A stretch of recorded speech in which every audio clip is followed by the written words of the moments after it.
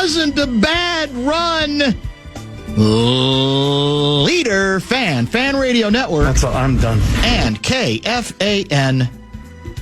1 minute and 56 seconds past the hour of 3 o'clock Greenwich Mean Time. Welcome back to the afternoon Aardvark, the bumper-to-bumper program on a balmy Friday afternoon here in the Twin Cities of Minneapolis and St. Paul. Gaardsy produces the program, and I am the host of the show. My name is Dan Barreiro, former Ink-Stain Wretch, newspaper of the Twin Cities. And just remember, Magic Johnson was my guy before he was your guy. We're delighted you're along for today's bumpy ride. I say bumpy because it's virtually a Talker Tuesday on a Friday. No picks with Gerby. Man. No Ben Gessling. Man. He's busy finding, I think he's trying to find a good deal on broccoli juice because it's expensive, but apparently at Costco, you can get it like in bulk sizes for a pretty good rate. Broccoli juice. We found out yesterday. Often discussed yesterday. Distance people who are involved in distance events are clamoring to consume broccoli juice because supposedly it will help that burning sensation. Hasn't been, I think, scientifically proven, but a lot of people, including some Nordic skiers at the Winter Olympics, are imbibing on a regular basis. Lavelle is our only scheduled guest right now. He is set for 5:30 tonight. We will keep one eye on. We'll go to our Winter Olympics desk several times during the show today. It looks to me like figure skating is on live right now. We're in a commercial break. Oh, you've got figure skating in there? I've got figure skating. You got something different? Well, I'm sure Common just has a different channel on because he likes figure skating. I'm watching the women's hockey team play right now. Oh, that's right. That's right. That's why Russo can't was unable to join us today again. Right. What's the current score? They just started the second period. We are up 1-0 over Italy, who's not very good.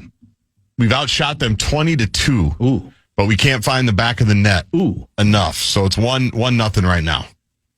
Second period just started. I think this is the quad god I'm looking at right now. So this is yes. This is big. Is this I believe this is the short competition, if I'm not mistaken.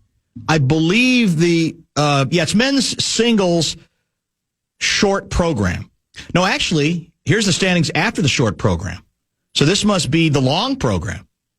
And it's quad god leading by, looks like 5 points over Japan among several. So are we so far ahead that even the French judge can't screw us? I put nothing past that judge. Yeah, you might be right. There's been some more reporting about that or more speculation about that. Yeah. How much of it's real? I don't know. It's a great question. I don't know. I want to believe it's real. It's a good story. It's a very good storyline as well. My microphone is an utter mess over here.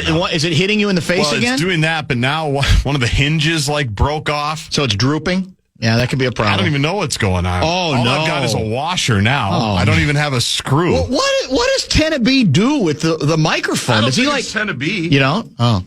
I mean, it could be. It could be Nordo. It could be Hawk. I think Halby was in here. What are they here. doing with that thing? Hermantown? Yeah, I don't know. It could be Hermantown. Well, I hope you make that work because I'd hate to lose you. Although, you could end up with a good settlement, I'm guessing. If it recoils and smacks you in the face and you end up with a concussion, you probably can go to court. I'm guessing Mike Bryan of Bradshaw and Bryan could get you a couple mil. He would help pretty easily. Yeah, he could probably. I'm just saying it's a possibility. I'm not sure. With all these new 4K cameras, there'd be video evidence of exactly what happened, so it should be pretty cut and dry. There's no question about that. I don't know what to do. There's no screw, so I'm gonna have to. So you have to literally hold it. No, up? It's just I don't. You have to be very careful moving the mic. I guess. Yeah. I don't know. Huh. So here we are. Happy Friday, everybody. Yeah. Maybe is this part of the tear down, the construction that's going on? It could be part of the rebuild. Yeah, it could be. I've got grease on my fingers, like I'm a mechanic. Oh, because of the oil from the What a mess. Who knew? Radio could be this. I'm going to keep my oar in the water today. It really wasn't a bad run. Have you heard the news? This is, I think, been confirmed, and it's. I was about to say eye-opening. I would say it's alert the media Lindbergh baby material, but nevertheless, to get some kind of what appears to be scientific confirmation in of itself, I would say, is pretty interesting. Here it is. I'll just give it to you, as it has been passed along to me. Scientists have identified a reversal of what's called the long-standing Flynn effect. You know what the Flynn effect is? I don't. It's the roughly 200-year trend of rising average intelligence measured via IQ and cognitive tests across generations. You ready for the clincher? For the first time in modern recorded history, Generation Z, born roughly between 1997 and 2012, shows lower performance than previous generations in key cognitive domains, including attention, memory, literacy, numeracy, or is it numeracy? Numeracy, executive function, problem solving, and general IQ, despite spending more years in formal education than ever before. I again can't say I'm surprised, but man, that's... Where are we, America? It's over. It really wasn't a bad run. We're starting to get measurably, officially dumber after 200 years of it going in the right direction. Right. We finally have congratulations to Generation Z. And I don't even know if I should be mad at Generation Z. It might not be their fault. It might not be their fault. I'll give you a couple of nuggets on that, too. The primary driver, I guess the educator neuroscientist who testified before the U.S. Senate Committee on Commerce, Science and Transportation on Jan 15, 2026. By the way, this one, there might not have been enough yelling back and forth to be televised by CNN and all the major cable networks, unfortunately. So I don't even know if we knew about this. A guy named Jared Cooney Horvath. He attributes the primary driver not to reduced schooling, but to the widespread integration of, wait for it, digital screens and educational technologies in ed tech and classrooms. Only Gen Z couldn't have seen this twist coming that you're just about to talk about. Didn't we all see this coming right now? He argues that human brains evolved for deep, focused learning through what? Face-to-face interaction and sustained attention. Not fragmented skimming or constant task switching encouraged by devices. It's over. Because we're not going to, the devices aren't going away, right? No matter how much fear and loathing there is, no matter how many cautionary tales that are out there about the damage that all these convenient devices are doing, they're not going to go away, are they? No. I guess you could say there is a trend in school on phones, but this almost seems to indicate, regardless of the phone part, if you're using, I guess, electronic stuff, screens, iPads, iPad minis, that it's also not very helpful. Here's some more key points from the testimony. Teens now spend over half their waking hours on screens, with significant portions in school involving computers or tablets, often leading to off-task behavior and shallower processing. Evidence from meta-analyses and national/international studies shows a consistent pattern. Higher classroom screen exposure correlates with weaker outcomes in reading, math, science, and high-order reasoning. And digital tools that we all rave about for their convenience may aid narrow, repetitive skill practice in control settings, but in core academic contexts, they tend to reduce depth of understanding, retention, and critical thinking. What could possibly go wrong? Horvath describes this as a structural mismatch between human cognition and how digital platforms are designed to capture and fragment attention, warning that unchecked ed tech adoption risks long-term harm to workforce skills, innovation, and societal reasoning. Gen Z, officially, the first generation to be dumber than its parents. What do we do now is what I say. What do we do with this? What do we do? Just shut her all down? Just say it's over. I know, that's it's a the good thing. Run. I mean, every generation has had suspicions about the generation behind it, right? Yes, that the kids these days, they just don't get it. They don't get it. This is the first time that everybody would be vindicated on that. It's good job security probably for the older generations. What generation are you? I'm technically an old millennial. Old millennial? I'm like one of the first millennials, yeah, Okay. I think, 1982. So Gen Z is 1997 to 2012. What's Gen X? Gen X is right a little older than me, I believe. Okay. And I wasn't a generation, I was a baby boomer, born in 55. Is that baby boom? Probably. Yeah. I don't even know. Who knows? I mean, again, maybe there are other people who've refuted these studies, but I don't think this is a story that should be underplayed here because it feels momentous. It does. Well, and like you said, it's all about the screens. Yeah. And we've all seen it. We've all heard the stories and the science and the warnings, and there's a lot of that. And as an older millennial raising kids in a new generation, I don't even know what our generation kids is called, it worries you. I'll give you a good example of this. And there have been good pieces written on this. The number of kids who can't put away all the other screens even for the length of a motion picture. In other words, one that you'd watch on TV as a family, as a group, whatever the case may be, individually, the whole bit. That there's such an addiction to multiple screens. I got to be doing something else. I can't focus entirely on what is on the movie screen that we are watching. None of this, again, is surprising, but it feels more momentous than before. I'd love to hear. I'd love to get some texts from the Gen Zers. First off, if you're a Generation Xer, do you feel vindicated and do you feel proud and you say, we'll go down as the smartest, at least measure in terms of the measurables, in terms of the analytics, the Marty Wexler III stuff. We'll go down as the smartest generation, and we were the peak. And now we're headed the other direction. So I'd love to hear from Generation Xers and Generation Zers about this breaking. Well, I call it breaking news. It's breaking to me. And I'm guessing it's breaking to a lot of people who had no idea that this testimony was going on at the nation's capital. I had no idea.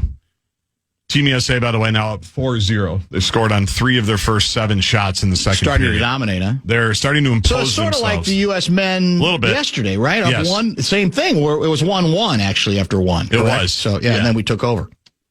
And I don't know if the women had a couple of goals disallowed in the first period like the men, but they have more than made up for it. We'll get to some texts. A bunch of them are coming in because we got a lot. It's a Talker Tuesday on a Friday, so we have plenty of time to branch out in a number of directions. Bonus bucks first. Fan wants to give you a shot to win bonus bucks. It is our national cash contest. First keyword of the day is happy. Go to KFAN.com and enter the keyword happy. Ow.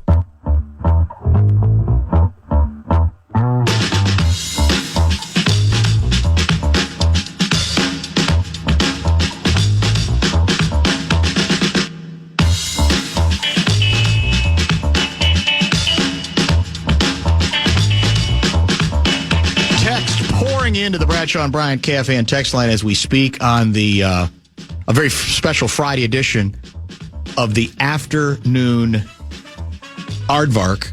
There's a lot of good there are several every day. There's some good Olympic nuggets, and we're going to try to stay on that for the rest of the Olympics as we have to this point, including the fact that a Minnesotan has made American. I guess I should be more specific. U.S. Winter Olympics history. Done something that no other Winter Olympian representing the United States of America has ever done. Is that right? It's quite an accomplishment.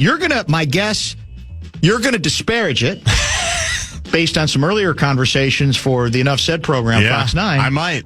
But we'll get to that in just a minute. Gen Z 2000 baby here. I'm currently an addiction counselor for the Hazelden Betty Ford Foundation. The phones and social media are a problem across generations.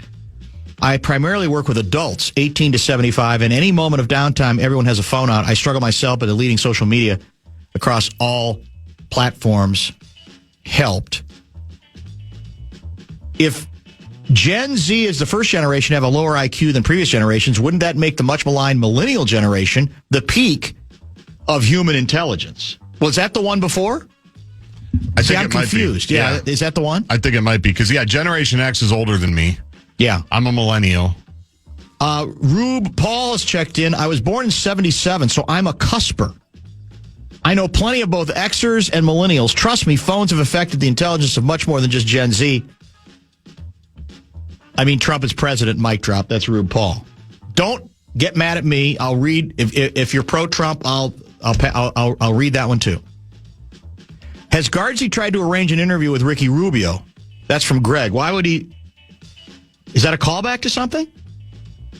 I don't know. I mean, I mentioned you brought him up. It's eerie because I mentioned him on TV. I didn't mention him on radio. Somebody listening in at Fox 9 when we're taping the show? That's probably, eerie. Probably. Yeah, what would the hook be? And no, I haven't. I don't even know how I would get him. Yeah. Well, in all honesty, I'd have to ask Johnny for his number. Given how moody we are, we could do worse than flying Ricky Rubio over. It's true. Right? We need to change our face. Enjoy. Be happy. God, I love that soundbite. Does that still exist somewhere? Probably. Oh, yeah. I play it quite a bit. Dan, the Gen Xers can make that claim that they were the pinnacle because no one cared about their feelings. Once schools pushed feelings over facts, we screwed our kids. Participation trophies was the start of the wussification.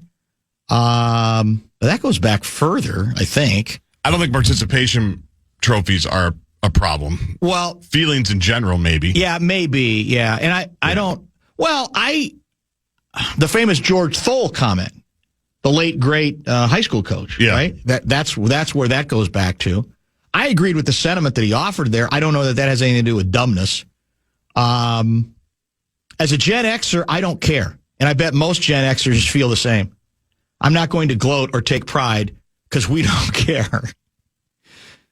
As an early Gen Zer, born in 2000, I didn't have screens in my early schooling. I feel like I got lucky and missed the ed tech boom. That's what they call it, the ed tech. Yeah. Boom. Is that correct? Is that the name? That's a shorthand for it? I think so. And I'm also grateful that I didn't learn on an iPad my whole life. By the way, hold on. Maybe I got to. By the way, my AI comment is timely if you read Peggy Noonan's column today. I haven't read it yet. It runs in the Saturday Wall Street Journal, but usually is online on Fridays. I'm a zillennial, born in 1996 with millennial older siblings. We weren't the adults in the rooms who created any of the technology that we were falling prey to. Not our fault. Our adolescence was handed over to screens. Too much AI cheating. They don't need to figure things out when the answers are at their fingertips. But if that's true, then don't you deny yourself of the process that allegedly helps form the brain and make it something that gives it a chance to become something. Isn't that the issue? That's one of them. Exactly. Show your work. Process is important. I always thought so. Do we know that that's worse? That's Lisa from Brookings, a Gen X mom of 3 Gen Zs. Dan, we've known Gen X is the smartest ever for 40 years. Boomers just couldn't accept that, and Gen Z is just plain dumb. Sounds like millennials are the smartest, not Gen X. Did I miss something?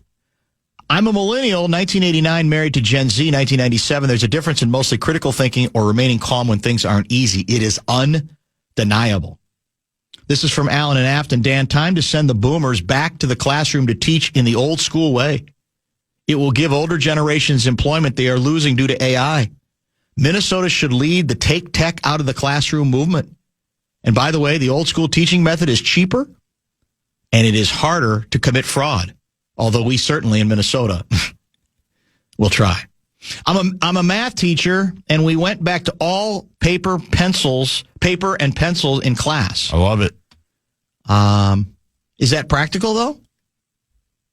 Us young folks just like to keep our brains stimulated at all times with our phones so we don't have dementia and brain problems later in life. Now, Is there any evidence to suggest... Is that a link? ...that if you're on the phones more often, there's less of a chance that you're going to end up with dementia? I haven't seen that study. It's convenient. It would seem that we would need a few more decades of research into that study, right? I would think so, too. Given that the screen generations sounds like wishful thinking. Probably like 30 right now.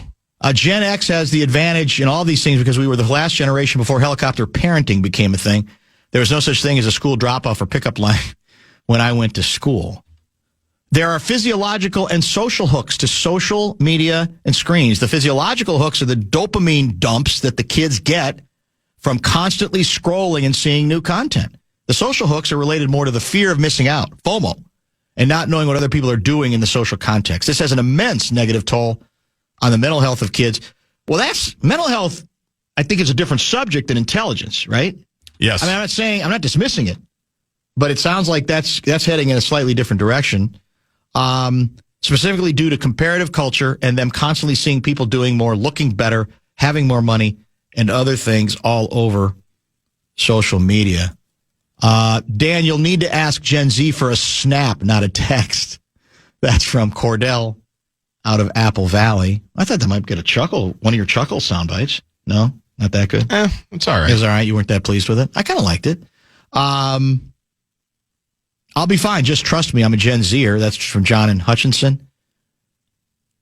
Nothing to do with screens. It's woke BS and not spanking, etc. I just reading them. That would get a laugh from me. He might be right. Yeah, or she might be right. Yeah. I don't know. Fortunately, there won't be many jobs available in 15 years or sooner. With boomers, it was too much TV. Well, boomers, yeah, we did watch a lot. I watched a lot of TV, but is there something about that screen that has less of a negative impact than all the screens that kids are on today? I mean, because there must be a distinction. It must have to go back to what you're doing in schools. A big piece of it must be that, I would think. Where are we here? I mentioned the AI one. We call you geriatric millennials. Wow. That's vicious. Well, who's he talking to? Me, I assume, because I said... You or me? Oh, I see. I don't know. Because I'm the old millennial. Yeah, that's true. You're the boomer. Yeah, I'm the boomer. Geriatric millennial. Yeah, wow. Maybe it was meant to rip both of us. Could be. Schools are indoctrination centers, skipping class to protest for criminals. They are lost. It's like, wow. Whew. That's right on time. Right okay, on time. Then. So if human intelligence will continue to decline, if I'm a millennial, does that mean I am part of the smartest generation in the history of mankind? We spend more but learn less. That one I'm probably not going to read. Well, here I'll give you the. Let me bookend it this way. I'll read this one now because of what comes before or after it. The Republican Party already showed us that the movie Idiocracy is already a documentary, but the constant scrolling, what the kids call brain rot, is leading to the downfall of the educated society. People are questioning schools and wondering why kids are not performing as well as before. Real reason is because kids don't do any reading, learning, or cognitive discovery at home. They sit glued to one screen or another, and their mind is not challenged. Rather, it is entertained until the next dopamine spike can hit. That is not to be confused with, gee, I wonder why people are dumber. Hint, Democrats and DEI. Those might be the two polar opposites right there for you. I'm just proving. It's just a sample of the inbox. That I'm trying to sample the inbox. Wow, it's a shot at you. First time Justin's hands have ever gotten dirty. I think he's suggesting you don't have a lot of blue collar and machinist in you. But that's not anything you would deny. Nor take offense to. Yeah, exactly. Yeah, self-awareness, I think, is an important thing. Yeah, that's very, very true. We'll have, when we come back, the bumper-to-bumper seal of approval. We have some A-section material that I'm going to call it done as a society, although at least half of our audience will view it potentially very differently. And as I said, no picks today because, well, it's over. Football season's done. How many weeks until football? I was going to do that. I'm going to have to do that math. You're no better at the math than I am, so I'm not going to try to guesstimate. I might just use my calendar and count it. You could do it that way. And no Ben Gessling. It turns out he is, I think, unavailable this week. So we have it's a Talker Tuesday on a Friday. Lavelle, for the moment at least, is our only scheduled guest, but there's a lot of ground to indeed cover, including breaking National Basketball Association news, a bunch of good Olympic stuff. I mentioned the seal of approval that is Olympics related. So we'll keep this afternoon aardvark moving in the right direction when we come. Never miss a chance to know what the latest sports news is in town. Never miss a chance to win tickets, knowing what's going on with all your favorite KFAN shows. Follow KFAN 1003 on all our social channels like Instagram, TikTok, and X. You can stay connected. Follow the sports leader, KFAN.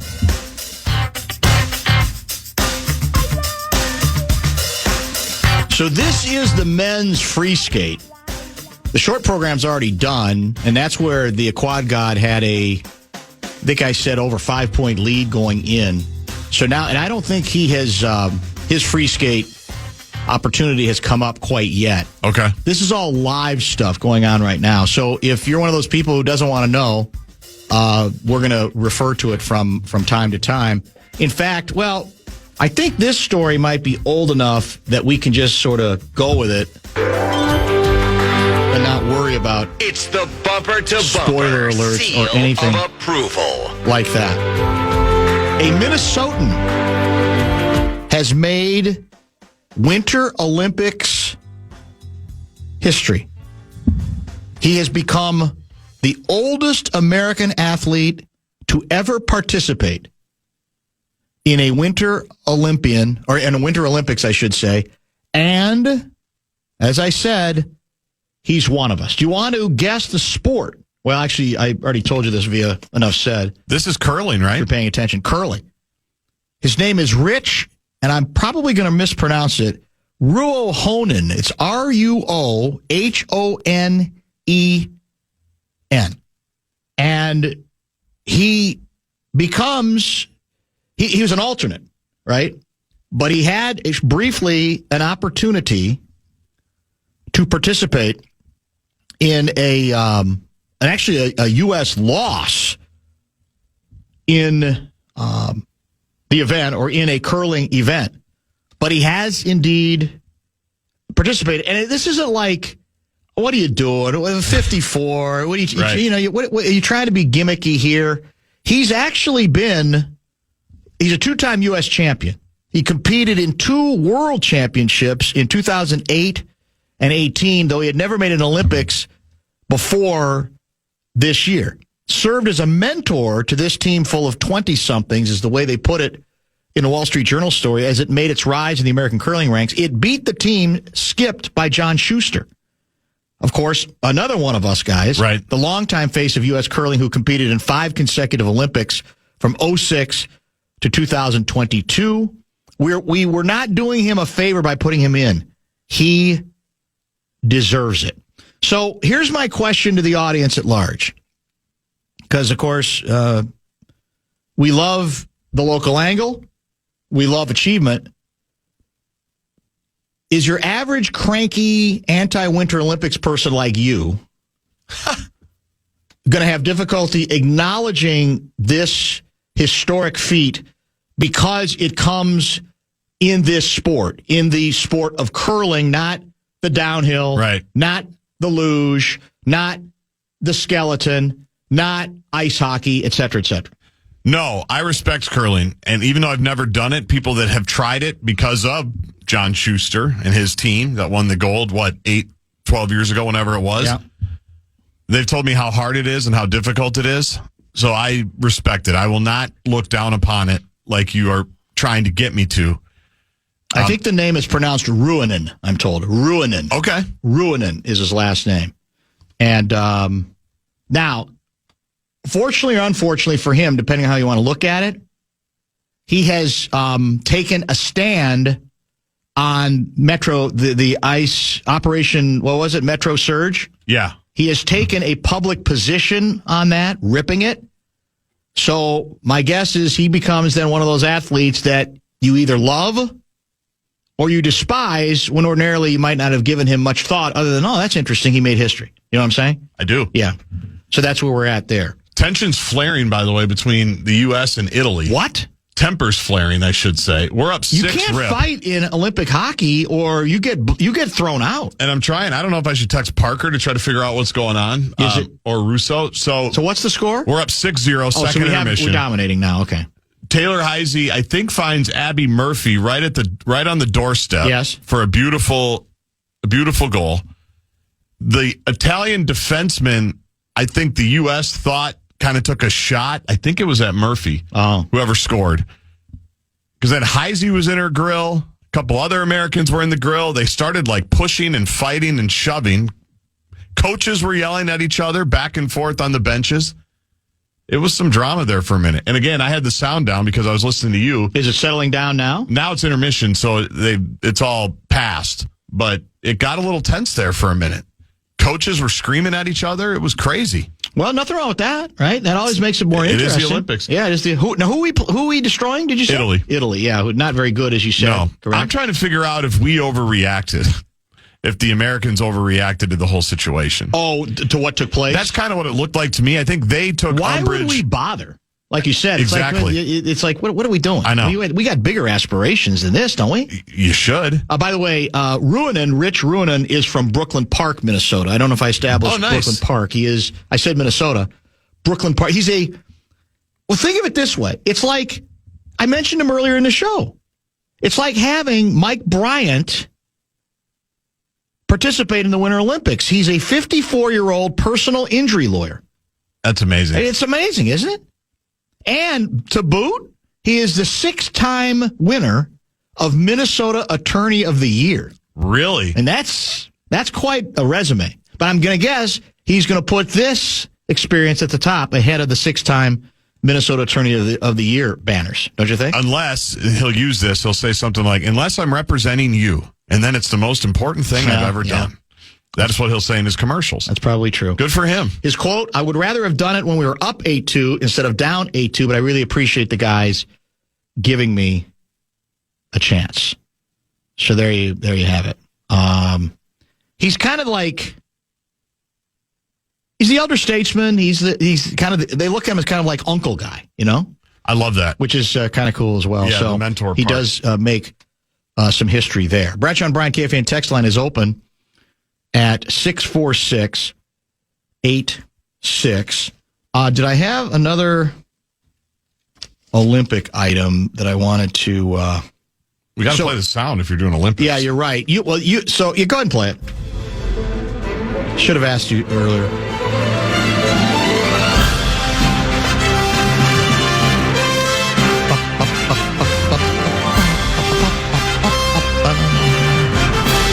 So U.S. women's hockey now, men's hockey, their second game is tomorrow, I believe. We double check that? I think it's Saturday. Yeah, I think that's right. If I'm not mistaken. And there was another...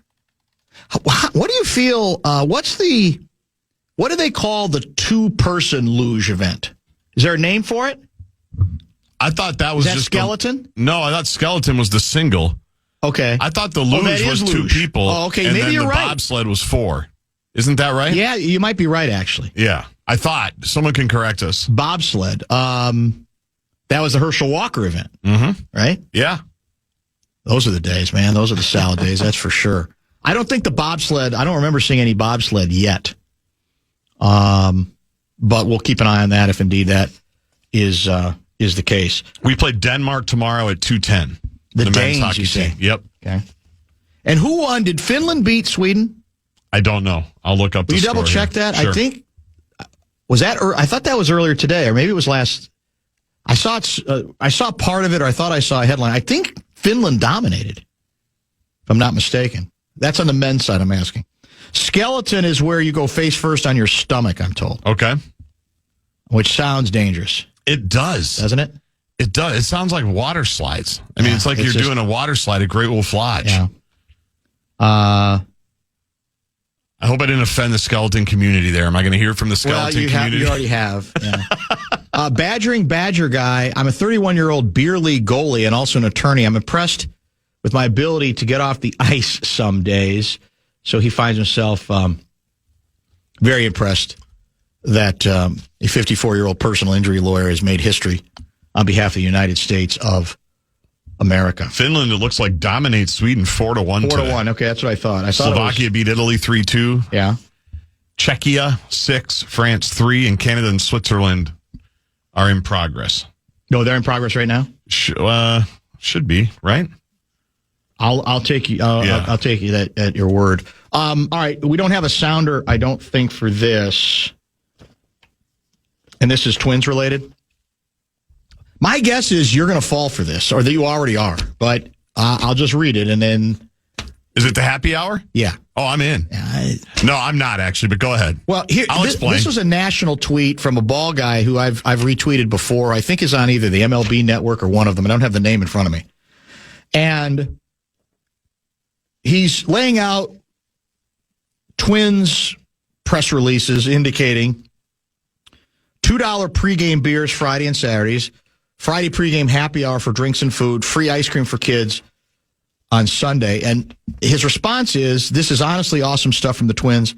More and more teams are doing stuff like this. And on one level, I get it, I guess.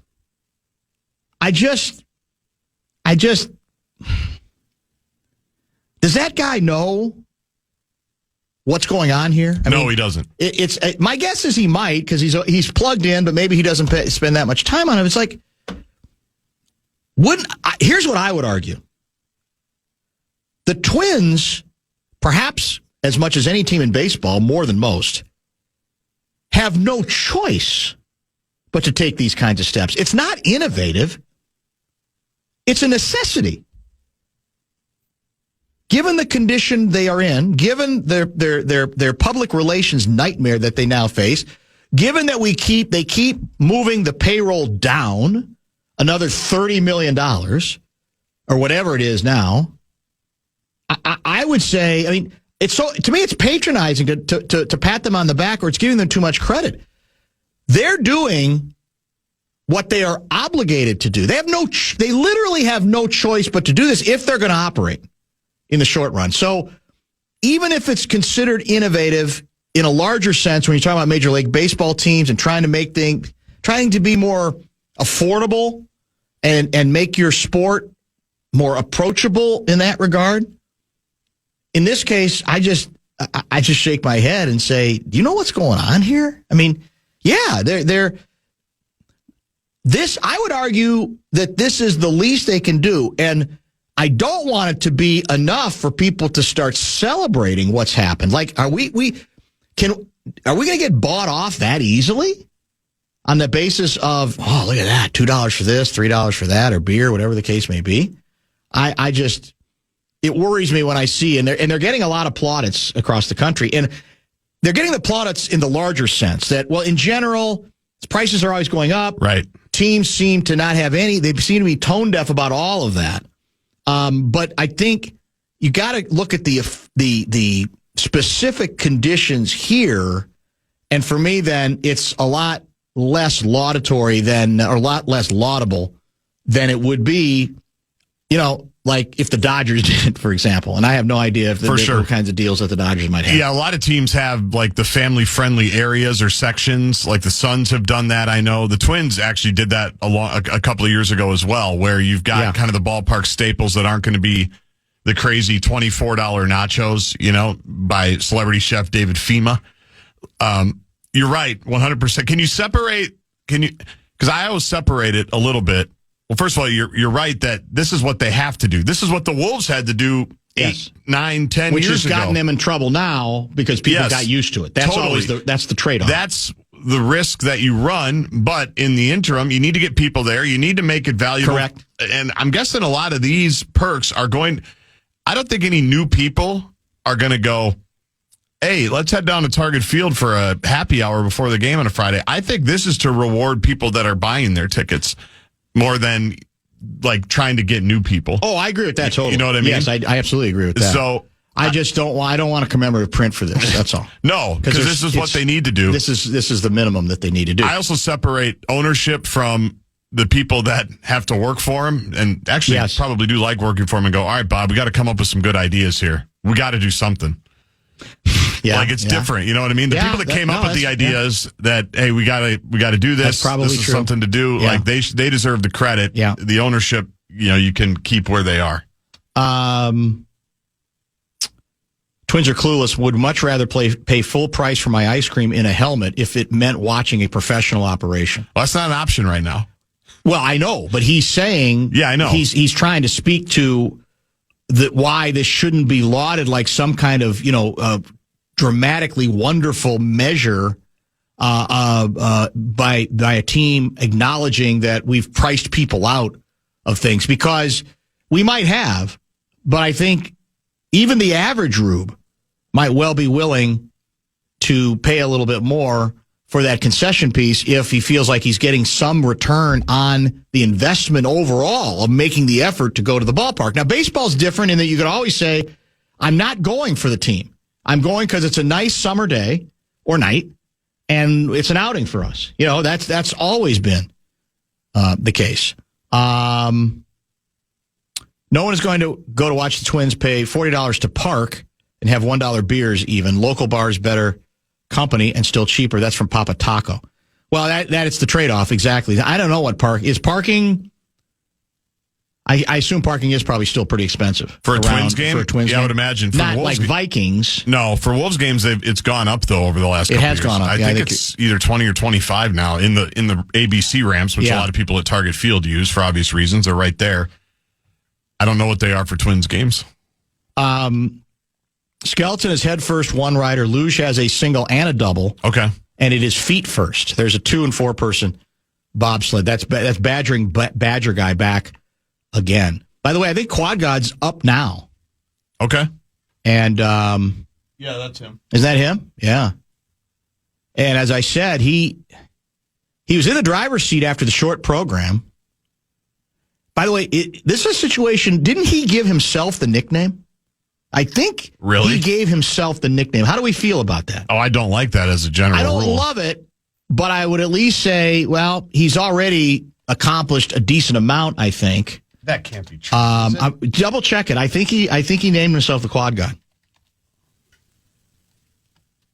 Wow, he did, according to AI. He also, there's flips he does that are unprecedented, but you don't get points for it.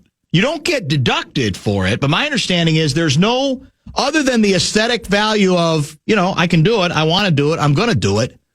I don't think it actually adds to your point total, is the way it's been explained to me. And if you're the French judge, you are deducted. You're deducted several points for doing it, is what I've been told. Yeah, he changed his own Instagram handle to Quad God. What's his real name?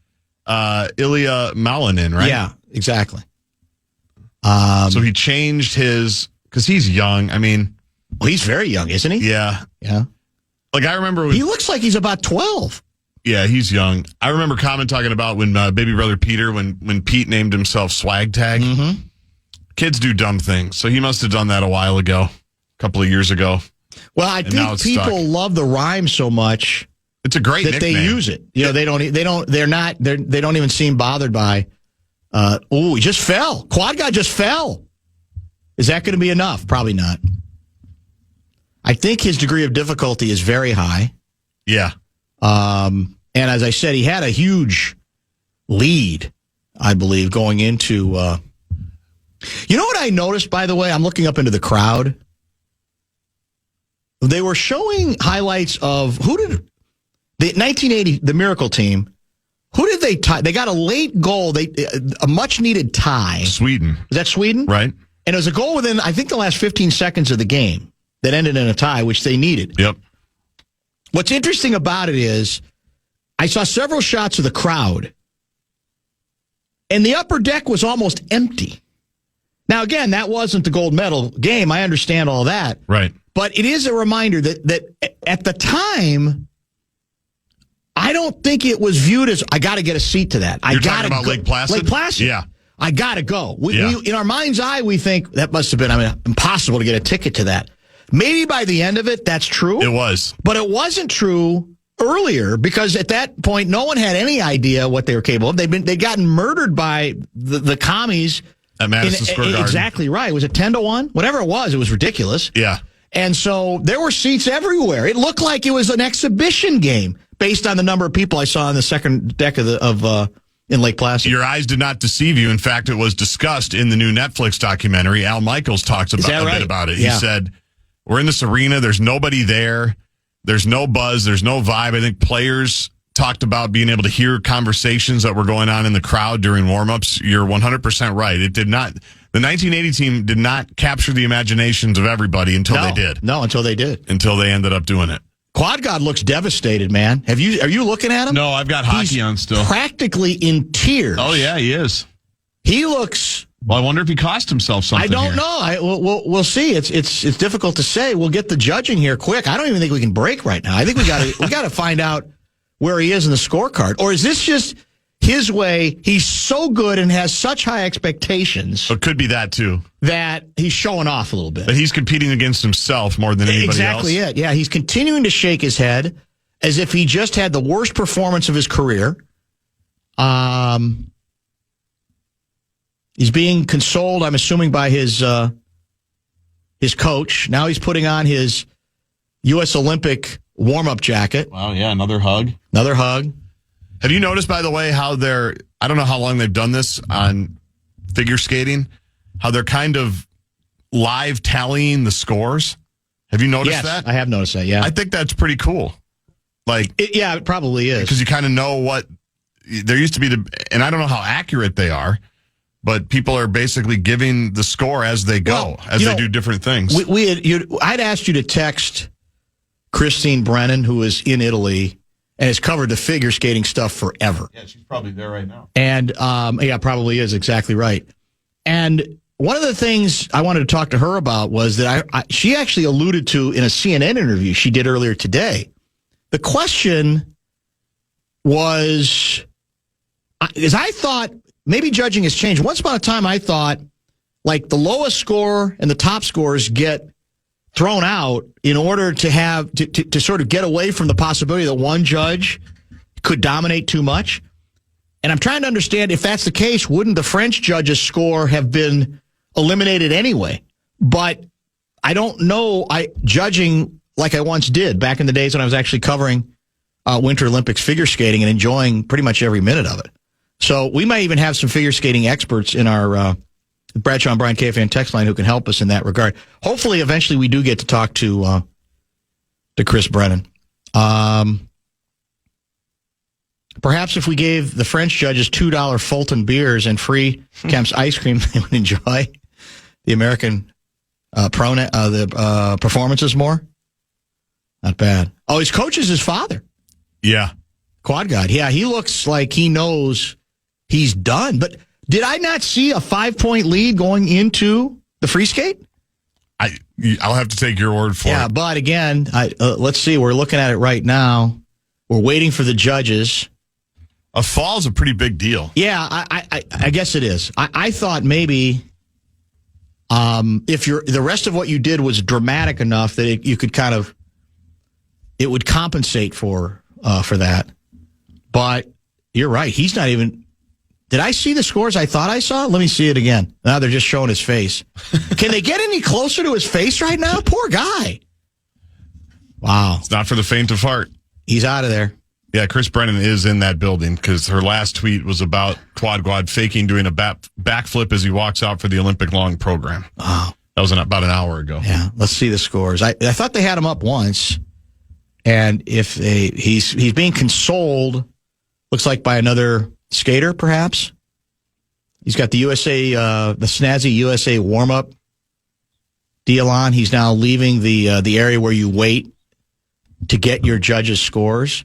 But they're not putting the scores up on the screen anymore. They had it up there so briefly. Now they're following him. Are they going to follow him all the way to the locker room? Let him go pee, for crying out loud. What's the deal?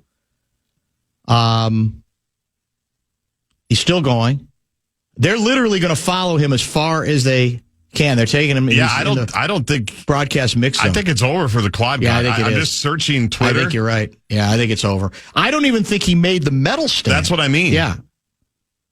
So he must have gotten, it must not, I got to believe it's just more than the fall. It must not have been the quad god at his very best, because as you say, there's a lot of celebrating going on among several other skaters.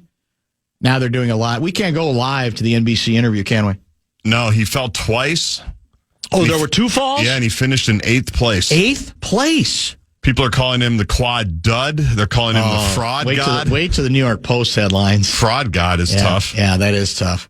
And as I said, I thought fraud. I read going into the free skate, the long form program, whatever you want to call it these days, he was up 5, but it wasn't apparently enough. And I think the long program's a much bigger. Ooh, that's the Olympics, man. Yeah, he clearly knew it. I mean, he didn't need to wait for the judges to know that it was probably over. All right, let's do top of the hour break. 8th place for the quad god. Man, oh man. Let's pause. As I said, we're wide open because Ben Gessling is off today. I've got some A-section done as material to get to. Got some more Olympic stuff. We got a lot of NBA stuff to discuss as well. And then we'll get Lavelle scheduled for 5:30 this very evening. 5:30 right here on the Fan.